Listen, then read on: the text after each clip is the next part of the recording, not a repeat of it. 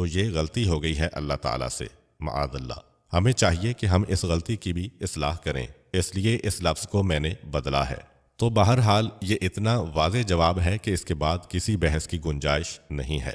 ہاں، ایک اعتراض اس پر اور ہوتا ہے، اس لیے روحانیت کی بات آتی ہے کہ اگر پیغمبر اسلام جسم کے ساتھ گئے ہیں تو یہ جو کہا جاتا ہے کہ پیغمبر اسلام گئے اور آئے، اتنی دیر میں وہ جو دروازے کی کنڈی ہے، کنڈی ہلتی رہی اور سفر مکمل ہو گیا۔ پیغمبر اسلام جس بستر سے تشریف لے گئے وہ بستر ابھی گرم تھا، اس کی گرمی ختم نہیں ہوئی تھی کہ پیغمبر اسلام واپس آ گئے۔ ایک شخص نے وضو کی نیت سے لوٹے میں پانی نکالا اور وہ پانی کی دھار ابھی ختم نہیں ہوئی تھی کہ پیغمبر اسلام واپس آ گئے۔ اتنی جلدی جا کے واپس آنا تو خواب میں ممکن ہے، جسم کے ساتھ ممکن نہیں ہے۔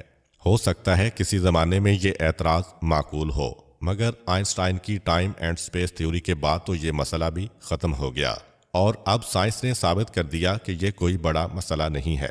قصص الانبیاء میں یہ درج ہے کہ جب پیغمبر اسلام صلی اللہ علیہ وآلہ وسلم مدینہ تشریف لے گئے اور وہاں پر یہ معراج کے واقعے کی بات ہوئی تو ایک یہودی کے کان تک یہ بات پہنچی، تو اس نے مذاق اڑایا کہ مسلمان بھی کتنے بے وقوف ہیں، ایسے آدمی کو اپنا پیغمبر مانتے ہیں جو خلاف عقل بات کر رہا ہے کہ رات ابھی بستر گرم تھا اور میں ساتوں آسمانوں کو دیکھ کے آ گیا۔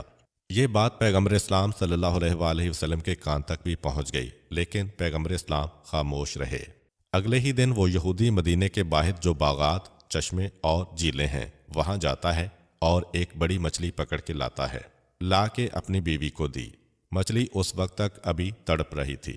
اس نے بیوی سے کہا کہ جلدی جلدی مچھلی صاف کر کے پکاؤ، میں ابھی نہا کے واپس آتا ہوں، اور یہ کہہ کے چلا اور اس نے جھیل میں غوطہ لگایا۔